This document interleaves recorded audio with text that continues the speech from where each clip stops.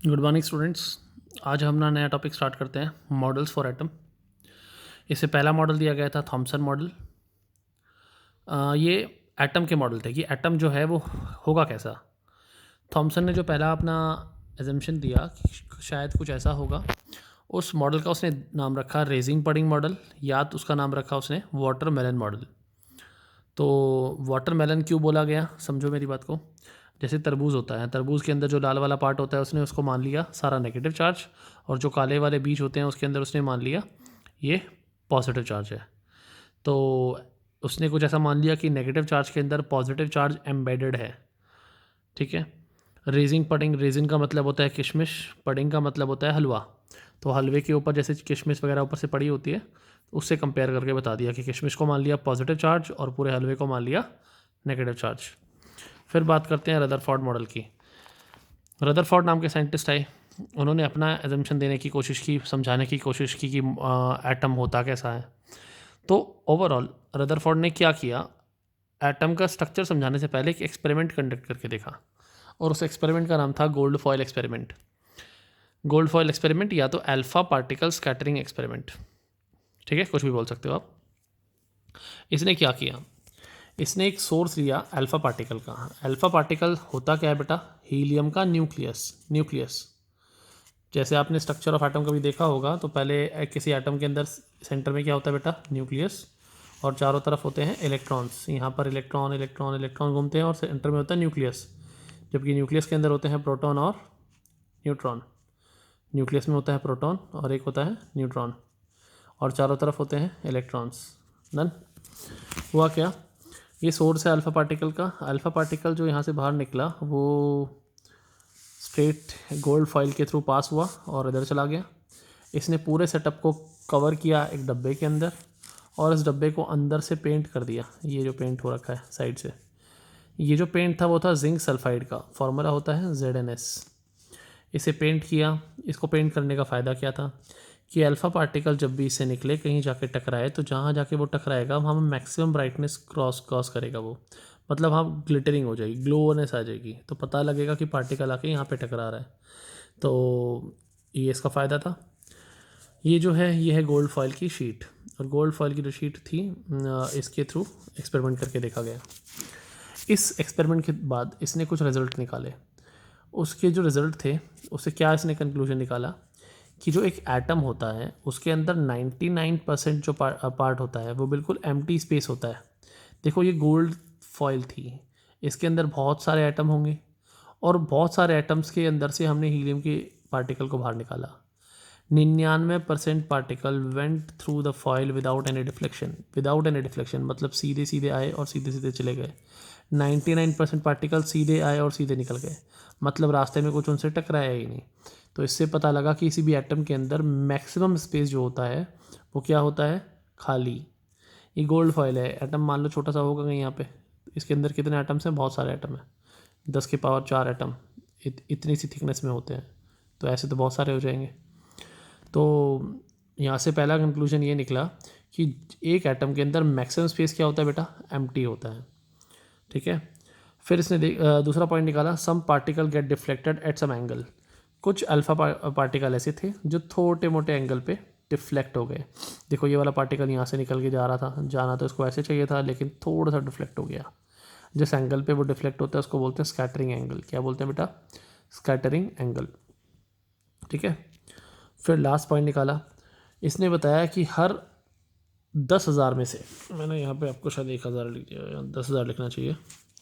हर 10,000 particle में से एक पार्टिकल ऐसा भी था जो बिल्कुल स्ट्रेट लाइन पे गया, बिल्कुल स्ट्रेट लाइन पे गया, यहाँ जाके रुक गया, और जो यहाँ जाके रुका और फिर टकरा के वापस आ गया। टकराया नहीं है मतलब यहाँ जाके वेलोसिटी 0 हो गई और यहाँ ही से वापस आ गया, मतलब वो गोल्ड फॉइल पे भी नहीं टकराया जाके। तो ये एक पार्टिकल जो बिल्कुल 180 डिग्री का टर्न मारता है उसी को बोलते हैं इकलौता पार्टिकल। जो पार्टिकल 180 डिग्री के टर्न पे वापस आया, उससे ही हम बहुत सारे रिजल्ट्स निकालने वाले आगे जाके। देखो कौन कौन से रिजल्ट्स हैं। एक फोर्थ पॉइंट जो इसके कंक्लूजन में रह गया, it lead to the discovery of nucleus. अभी मैं आपको समझाऊंगा न्यूक्लियस डिस्कवर कैसे हुआ होगा। ठीक है। तो इसने कुछ मॉडल बना के दिखा दिया एटम का कि एक एटम होगा पक्का, बीच में कोई न्यूक्लियस होगा। जिस पे पक्का पॉजिटिव चार्ज होगा और चारों तरफ इलेक्ट्रॉन्स घूम रहे होंगे, और मैक्सिमम स्पेस क्या होगा उसका, एम्प्टी होगा। यहाँ तक की बात क्लियर। अगले टॉपिक को समझो, बहुत सारे इस वाले के भी पॉइंट क्लियर हो जाएंगे। इसने एक टॉपिक निकाला जिसको बोलते हैं distance of closest approach. What do you mean by distance of closest approach? Distance of closed approach का मतलब क्या है? ये अल्फा पार्टिकल था जो सोर्स से बाहर निकल रहा था, ये उठ के ऐसे गया। अल्फा पार्टिकल के बारे में मैंने आपको क्या बताया, ये हीलियम का न्यूक्लियस होता है। किसका न्यूक्लियस होता है? हीलियम का। और हीलियम का एटॉमिक नंबर 2 होता है और मास नंबर 4 होता है। जैसे कल आपको लेक्चर में पढ़ाया गया था, जो एटॉमिक नंबर होता है क्या वो नंबर ऑफ पार्टिकल्स होते हैं या नंबर ऑफ प्रोटॉन होते हैं। तो इसके पास प्रोटॉन है 2 और प्रोटॉन और न्यूट्रॉन का सम है 4। तो जो 2 प्रोटॉन वाला पार्टिकल है, इसके ये जो ऊपर है अल्फा पार्टिकल, क्या इसके पास इलेक्ट्रॉन होगा? नहीं, क्योंकि ये न्यूक्लियस है। किसका? हीलियम का। तो न्यूक्लियस में तो इलेक्ट्रॉन होते नहीं है, तो इसके ऊपर चार्ज क्या होगा? पॉजिटिव चार्ज तो होगा, लेकिन कितना पॉजिटिव चार्ज होगा? वो होगा 2 × E। एक प्रोटॉन पे चार्ज कल स्मॉल ई के बराबर लिखवाया था मैंने आपको, दैट इज इक्वल टू, ई की वैल्यू कितनी लिखवाई थी मैंने आपको कल? +1.6 × 10⁻⁻19। अगर ये प्रोटॉन पे है तो, और इलेक्ट्रॉन पे होता तो माइनस में लिख देते। ये ई का चार्ज था। अल्फा पार्टिकल हीलियम का न्यूक्लियस है और न्यूक्लियस के अंदर होते हैं प्रोटॉन। तो सिर्फ प्रोटॉन कितने? 2। तो एक प्रोटॉन पे चार्ज इतना, तो टोटल चार्ज कितना आ जाएगा? 2E। तो अल्फा पार्टिकल मतलब हीलियम के न्यूक्लियाई पे चार्ज कितना हो गया बेटा? 2 × E। आप चाहो तो E की वैल्यू रख के पूरी वैल्यू एग्जैक्ट निकाल सकते हो कूलम में, ठीक है। अभी इसको खाली 2E मानेंगे। मान लेते हैं गोल्ड का एटॉमिक नंबर, ये जो गोल्ड है इसका एटॉमिक नंबर Z होता है। Z से कल डिनोट किया था हमने एटॉमिक नंबर को। इसका एटॉमिक नंबर है Z। तो अगर मुझे इसके किसी न्यूक्लियस पे चार्ज निकालना पड़ा, किसके? गोल्ड के, तो कैसे निकालूंगा? एक प्रोटॉन पे charge into number of proton से ही तो हमने इसका भी चार्ज निकाला, क्योंकि यहाँ पर एटॉमिक नंबर 2 है तो हमने 2 लिख दिया। इसका वैसे मुझे मालूम है, लेकिन मैं जनरल फार्मूला निकालना चाहता हूँ, तो मैंने मान लिया इसका एटॉमिक नंबर Z है, तो Z × E कर दूंगा, तो ये इसके ऊपर चार्ज निकल जाएगा कि नहीं निकल जाएगा? Very good. ये डिस्टेंस ऑफ क्लोजेस्ट अप्रोच क्या होता है? वो कौन सा डिस्टेंस होता है? जब एक पार्टिकल, अल्फा पार्टिकल, उठ के गोल्ड फॉइल की तरफ जा रहा था तो किसी एक जगह से ही रिफ्लेक्ट होके वापस आ गया।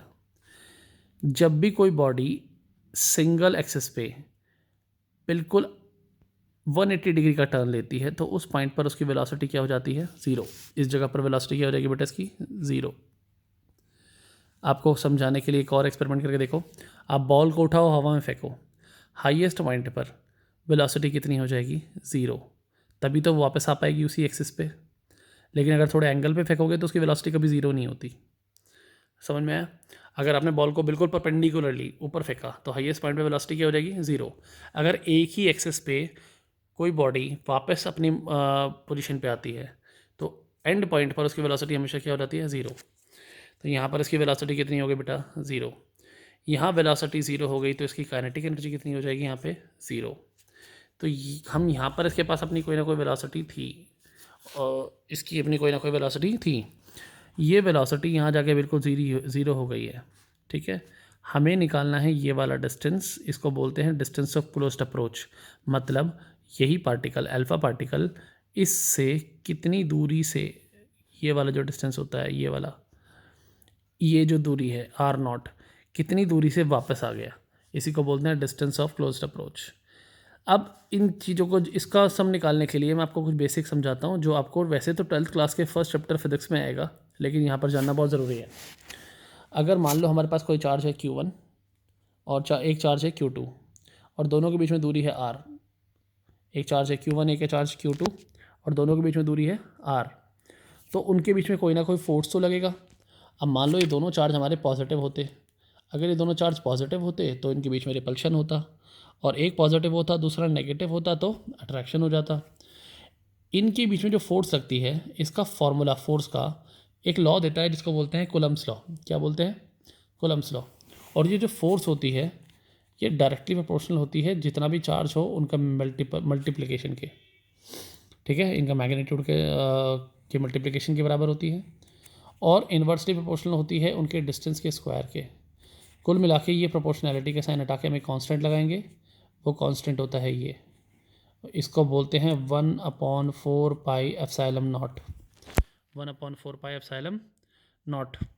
और चार्ज की वैल्यू कितनी होती है, Q1 Q2/r²। तो मैंने जो फार्मूला निकाला इन दो चार्ज के बीच में फोर्स का, वो आया 1/4 pi epsilon naught Q1 Q2/r का स्क्वायर। कोई बात डाउट तो नहीं लगा इसमें? आगे बढ़ते हैं। 1/4 pi epsilon naught Q1 Q2/r का स्क्वायर, ये नेट फोर्स हो गई। अब ये फोर्स अट्रैक्टिव भी हो सकती है, फोर्स रिपल्सिव भी हो सकती है, डिपेंड किस पे करेगा, इन दोनों चार्ज के मैग्नीट्यूड पे। अगर दोनों चार्ज का ये दोनों चार्ज पॉजिटिव हैं या दोनों ही नेगेटिव हैं तो फोर्स रिपल्सिव होगी, और एक पॉजिटिव है एक नेगेटिव है तो फोर्स अट्रैक्टिव होगी। ओवरऑल फोर्स तो लगेगी ना, उस फोर्स का फॉर्मूला होगा ये। कोई प्रॉब्लम तो नहीं है? आगे बढ़ते हैं। अगर एक चार्ज Q1 एक चार्ज Q2 दोनों के बीच में r दूरी पे रखा हुआ है तो ये मिलके दोनों एक सिस्टम बनाते हैं। क्या बनाते हैं बेटा? सिस्टम। और सिस्टम की अपनी कोई पोटेंशियल एनर्जी भी होती है। इस पोटेंशियल एनर्जी को हम बोलते हैं इलेक्ट्रोस्टैटिक पोटेंशियल एनर्जी। क्या बोलते हैं? लिख देता हूँ, इलेक्ट्रोस्टैटिक पोटेंशियल एनर्जी। इस इलेक्ट्रोस्टैटिक पोटेंशियल एनर्जी का फॉर्मूला होता है ये वही कांस्टेंट है 1/4 पाई एप्सिलॉन नॉट, और चार्ज इंटू चार्ज अपॉन में सिर्फ और सिर्फ डिस्टेंस की डिवीजन करेंगे। फोर्स में हमने स्क्वायर किया उसका, यहाँ पे सिर्फ आर लिखेंगे। यहाँ तक का डाउट क्लियर? अब देखते हैं ध्यान से। अगर हमें डिस्टेंस ऑफ क्लोज्ड अप्रोच निकालना है तो हमें क्या करना पड़ेगा? हमें एक फैक्ट समझना पड़ेगा कि यहाँ पर जो पार्टिकल निकला था उसके पास अपनी कोई ना कोई वेलोसिटी थी, और वो वेलोसिटी यहाँ जाके ख़त्म हो गई, और वो r0 दूरी से इस न्यूक्लियस से जिसमें चार्ज था Ze, इससे वापस आ गई। तो पक्का जो यहाँ पार्टिकल के पास काइनेटिक एनर्जी रही होगी वो यहाँ जाके पोटेंशियल एनर्जी में कन्वर्ट हो गई होगी, क्योंकि काइनेटिक तो इस जगह ज़ीरो हो जाएगी क्योंकि वेलोसिटी ही ज़ीरो है। तो हम एक यहाँ पर जो हमारे पास एनर्जी थी वो कौन सी थी? यहाँ पे इस जगह पे जो एनर्जी थी वो थी काइनेटिक एनर्जी। इस जगह पे जो एनर्जी आ गई पोटेंशियल एनर्जी। हम काइनेटिक एनर्जी को क्या पोटेंशियल एनर्जी के बराबर लिख देंगे। काइनेटिक एनर्जी का फॉर्मूला हमें मालूम है, हाफ mv² होता है। और पोटेंशियल एनर्जी का फॉर्मूला कौन सी वाली? इलेक्ट्रोस्टैटिक का, अभी पढ़ के आए हैं, 1/4 pi epsilon naught Q1 Q2/r का खाली r। ठीक है, तो यहाँ लिखेंगे 1/4 pi epsilon naught Q1 Q2/r0। क्या हमें यही डिस्टेंस निकालना है? तो मैं क्या करूँगा, यहाँ से इसको उठा के इस तरफ ले जाऊँगा, बाकी को उठा के इधर ले आऊँगा। तो जो फॉर्मूला बनेगा हमारा वो r0 is equal to 1/4 pi epsilon naught Q1 Q2 upon में हाफ mv² लिख सकता हूँ। इसी को हम काइनेटिक एनर्जी भी लिख सकते हैं। तो ये फॉर्मूला हमारा निकल के आ जाता है डिस्टेंस ऑफ क्लोज्ड अप्रोच का। कोई प्रॉब्लम तो नहीं है कि जो हीलियम पार्टिकल है वो इतनी दूरी से वापस चला जाता है। ठीक है, अगला एक्सपेरिमेंट जो हमारा रहेगा, अगला मॉडल जो रहेगा बोर मॉडल है, वो सबसे बड़ा मॉडल भी है, उसको एक्सप्लेन करने में काफ़ी टाइम भी लगेगा। तो आज इस एक्सपेरिमेंट को पढ़ के, बुक से पढ़ के, इसके साथ साथ के क्वेश्चंस करने की कोशिश करो। ठीक है, तब तक के लिए गुड बाय।